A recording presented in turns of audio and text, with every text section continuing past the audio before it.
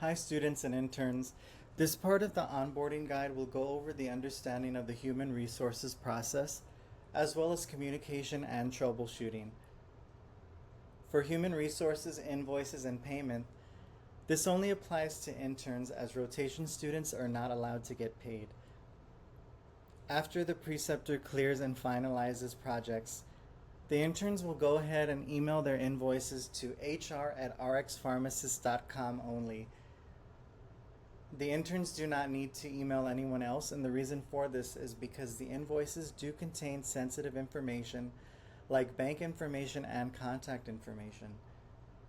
We do try our best to send out payments to Zelle or PayPal accounts within 2 days. It is also important to note that we do not take out taxes because this is contracting work, but we do send you a 1099 NEC form. And of course, it is always best to consult with a tax professional on this. On the right-hand side of the screen, there's an example of email invoice messaging to HR for payments. In the to field, of course, as mentioned before, it's only to hr@rxpharmacist.com. The carbon copy is addressed to nobody.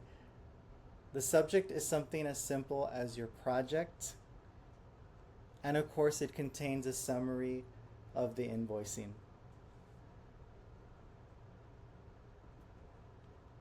On the next slide, we have an example of an invoice template. Of course, important fields to fill out would be all of your contact information or the intern's contact information. The description can be as simple as the project that the interns are working on. Like for example, you can title it Project 1, New York MPJE. Also, the date should be written as the dates that were worked on. The hours should have the total amount of hours. And of course, the total at the bottom will have the total amount that the project is for.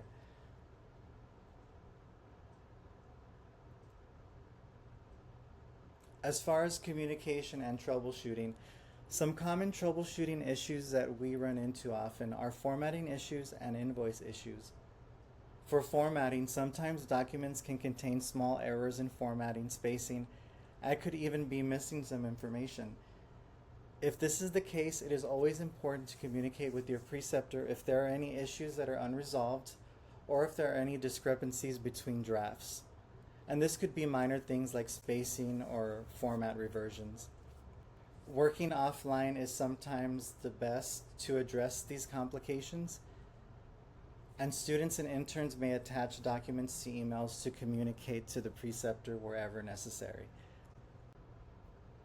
For invoice issues, invoices may get sent to the wrong recipient, unfortunately, so it's always important to ensure that HR is emailed only.